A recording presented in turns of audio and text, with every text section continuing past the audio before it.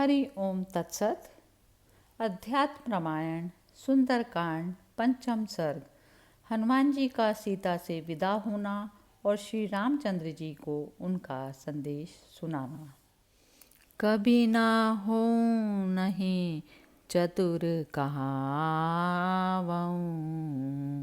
मति अनुरूप राम गुण गावऊं। कभी ना हो नहीं चतुर कहावऊं,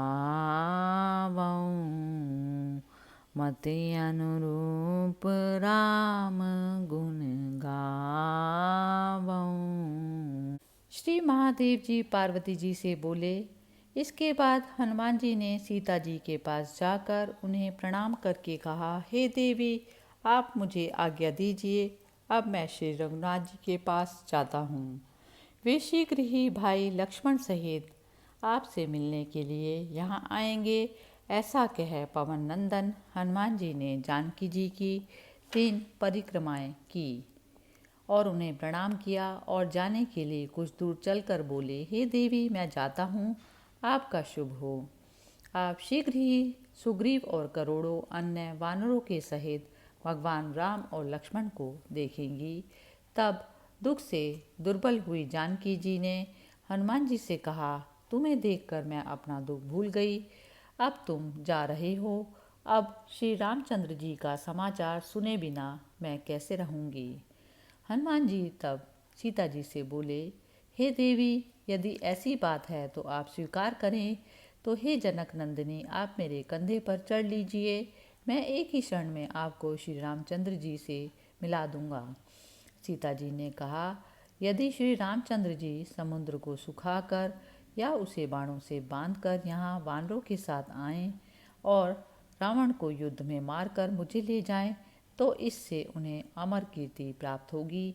इसीलिए तुम जाओ, मैं जैसे तैसे प्राण धारण करूंगी। सीता जी ने इस प्रकार विदा होकर वीरवर हनुमान ने उन्हें प्रणाम कर महासागर के पार जाने के लिए पर्वत शिखर पर चढ़ गए। वहां पहुंचकर महावीर हनुमान जी ने पर्वत को अपने पैरों से दबाकर वायु वेग से चले और उनके दबाने से वह 30 योजन ऊंचा पर्वत पृथ्वी में घुसकर समतल हो गया। हनुमान जी ने आकाश में जाते समय बड़ा घोर शब्द किया। उसे सुनकर सब वानरगण यह जानकर कि हनुमान जी लौट रहे हैं, बड़े आनंद में भरकर घोर शब्द करने लगे। वे आपस में कहने लगे, इस सिंहनाद से ही ये मालूम होता है कि हनुमान जी कार्य करके लौटे हैं। हे वानरगण, देखो, ये कपिश्रेष्ठ हनुमान जी ही तो हैं। वानर वीरों के इस प्रकार कहते कहते हनुमान जी उस गिरि शिखर पर उतर आए और उनसे यूं कहने लगे, मैंने सीता जी को देखा, अशोक वन सहित लंका का विध्वंस किया और रावण से भी बातचीत की। उसके पश्चात मैं यहाँ आया हूँ। अब हम इसी समय राम और सुग्रीव के पास चलेंगे। हनुमान जी के इस प्रकार कहने पर सब वानरों ने अत्यंत हर्ष से उन्हें गले लगाया।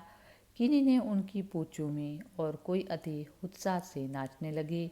उसके बाद हनुमान जी के साथ वे सब पर्वत पर चले गए। जिस प्रकार जिस समय वे वीर वानरगण जा रहे थे, उनकी दृष्टि सुग्रीव द्वारा सुरक्षित मधुवन पर पड़ी। उसे देखकर वे अंगद जी से बोले, हे वीर, हमें बड़ी भूख लगी है, अतः ए महामते हमें आज्ञा दीजिए, जिससे आज हम इस वन के फल खाकर अमृत तुल्य मधु को पिएं। उसके पश्चात हम तृप्त होकर भाई लक्ष्मण सहित रघुनाथ जी के दर्शन करने के लिए चलेंगे।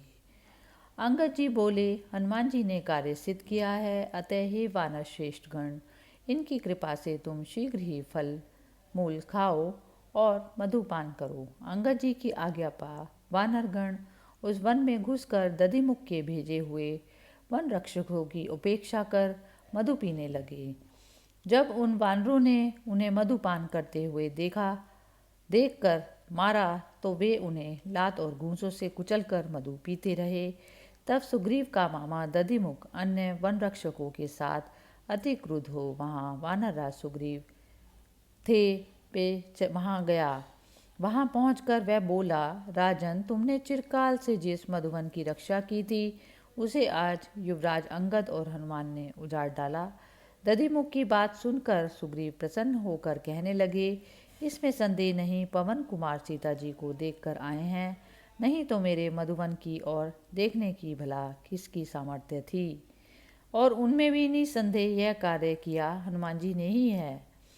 सुग्रीव के वचन सुनकर भगवान राम ने प्रसन्न हो उनसे पूछा, राजन, यह सीता संबंधी तुम क्या बात कह रहे हो? सुग्रीव ने कहा, भगवान, मालूम होता है भूमि सुता जानकी जी का पता लग गया है, क्योंकि हनुमान आदि समस्त वानरगण मधुवन में घुसकर उसके फल खा रहे हैं और उसके राक्षसों को मारते हैं। बिना आपका कार्य किए तो वे मेरे मधुवन की ओर देख भी नहीं सकते थे, अतः यह निश्चय होता है कि वे देवी जानकी जी से मिलकर आए हैं। रक्षकों, तुम डरो मत, उन्हें जाकर मेरी आज्ञा सुनाओ और उन अंगदादी वानरों को मेरे पास ले आओ। सुग्रीव की आज्ञा सुनकर वे वायु वेग से चले और हनुमान जी आदि से कहा, महाराज की आज्ञा है, आप लोग तुरंत वहाँ जाइए, क्योंकि राम और लक्ष्मण के सहित महाराज सुग्रीव आप लोगों से मिलना चाहते हैं। हे महावीर गण, आप लोगों से प्रसन्न होकर वे आपको बहुत शीघ्र बुला रहे हैं। तब वे वानर श्रेष्ठ बहुत अच्छा कह आकाश में चढ़कर कहने लगे। वे सब वानर गण हनुमान और युवराज अंगद को आगे चलकर तुरंत ही राम और सुग्रीव के सामने पृथ्वी पर उतर आए। हनुमान जी ने पहले श्री रघुनाथ जी और फिर वानर राज सुग्रीव को साष्टांग प्रणाम कर श्री रामचंद्र जी से कहा, मैं सीता जी को सकुशल देख आया हूँ। हे राजेंद्र, शोकमग्ना जानकी जी ने आपको अपना कुशल समाचार सुनाने के लिए कहा है। वे अशोक वाटिका के बीच में शिशंपा वृक्ष के तले बैठी हैं और हे प्रभु सदा राक्षसियों से घिरी रहती हैं। अन्न जल छोड़ देने के कारण वे अत्यंत दुर्बल हो गई हैं और निरंतर हा राम हा राम हा राम कहकर शोक करती हैं। उनके वस्त्र मलिन हो गए हैं और बालों की मिलकर एक बेड़ी हो गई है।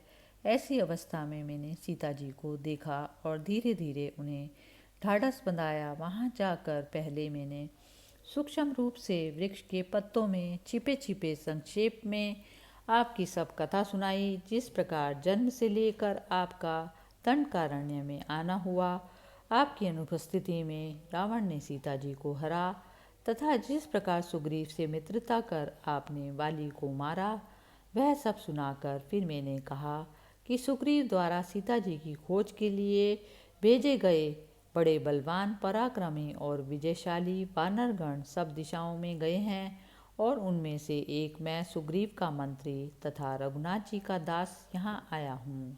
आज भाग्यवश मैंने जानकी जी को देख लिया, अतः मेरा प्रयास सफल हुआ।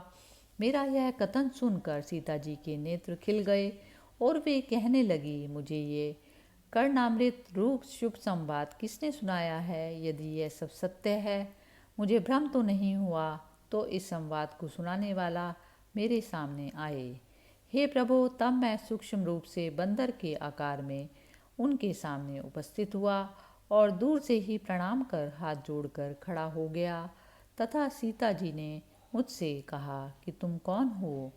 इस प्रकार की बातें उनने मुझसे पूछी। और हे शत्रुदमन, मैंने उन्हें क्रमशः सब बातें बतला दी।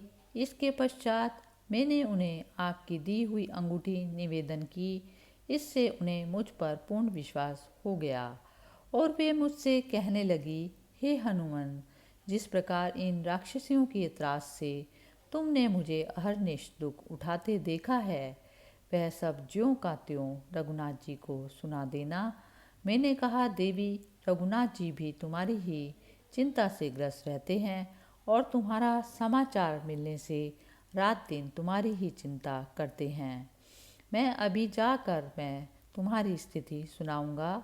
और रघुनाथ जी उसे सुनते ही सुग्रीव, लक्ष्मण और अन्य अन्य वानर सेनापतियों के साथ तुम्हारे पास आएंगे तथा रावण को कुटुंब सहित मारकर तुम्हें अपनी राजधानी अयोध्या को ले जाएंगे। हे देवी, तुम मुझे कोई ऐसा चिन्ह दो जिससे भगवान मेरा विश्वास करें। मेरे इस प्रकार कहने पर उन्होंने अपने केशपाश में स्थित अपनी प्रिय चूड़ामणि दी और पहले चित्रकूट पर्वत पर काक के साथ जो कुछ हुआ था वह सब भी सुनाया तथा नेत्रों में जल भर कर कहा, रघुनाथ जी से मेरी कुशल कहना और लक्ष्मण जी से कहना कि हे कुलनंदन, मैंने पहले तुमसे जो कुछ कठोर वचन कहे थे उन अज्ञानवश कहे हुए वाक्यों के लिए मुझे क्षमा करें। इसके सिवा जिस प्रकार रघुनाथ जी मेरा कृपा करके उद्धार करें वही चेष्टा करना। ऐसा कहकर सीता जी महान दुख में भर कर रोने लगी। मैंने भी उन्हें आपका सब वृतांत सुनाकर ढाढ़स बधाया और फिर उनसे विदा होकर आपके पास चला आया। आती बार मैंने रावण की प्रिय अशोक वाटिका उजाड़ दी और एक ही क्षण में बहुत से राक्षस मार डाले। रावण के पुत्र को भी मारा तथा रावण से वार्तालाप कर लंका को सब प्रकार से जलाकर फिर क्षण भर में ही मैं यहाँ चला आया। हनुमान जी के इस प्रकार के वचन सुनकर श्री रामचंद्र जी अत्यंत प्रसन्न होकर कहने लगे, हे हनुमान, तुमने जो कुछ कार्य किया है वह देवताओं से भी होना कठिन है। मैं इसके बदले में तुम्हारा क्या उपकार करूं सो नहीं जानता। लो, मैं अभी तुम्हें अपना सर्वस्व सौंपता हूँ। ऐसा कह उन्होंने वानर श्रेष्ठ हनुमान जी को खींचकर आलिंगन किया। उनके नेत्रों में जल भर आया और हृदय में परम प्रेम उमड़ने लगा। तब भक्त वत्सल रघुनाथ जी ने हनुमान जी से कहा, संसार में मुझ परमात्मा का आलिंगन मिलना अत्यंत दुर्लभ है। वानर श्रेष्ठ, तुम्हें यह सौभाग्य प्राप्त हुआ है, अतः तुम मेरे परम प्रिय भक्त हो। हे पार्वती, जिनके चरणारविंद युगल का तुलसी दल आदि से पूजन कर भक्तजन अतुलनीय विष्णु पद प्राप्त करते हैं, उन्हीं राम ने जिनके शरीर का आलिंगन किया, उन पवित्र कर्म करने वाले पवन पुत्र के विषय में क्या कहा जाए। इति श्री मद अध्यात्म रामायणे उमा महेश्वर संवादे सुंदरकांडे पंचम सर्गे समाप्तः। मंगल भवन अमंगल हारी, द्रवौसो दशरथ अजिर बिहारी। मंगल भवन अमंगल हारी, द्रवौसो दशरथ अजिर बिहारी। दीन दयाल बिरधु संभारी, हरौ नाथ मम संकट भारी। दीन दयाल बिरधु संभारी, हरौ नाथ मम संकट भारी।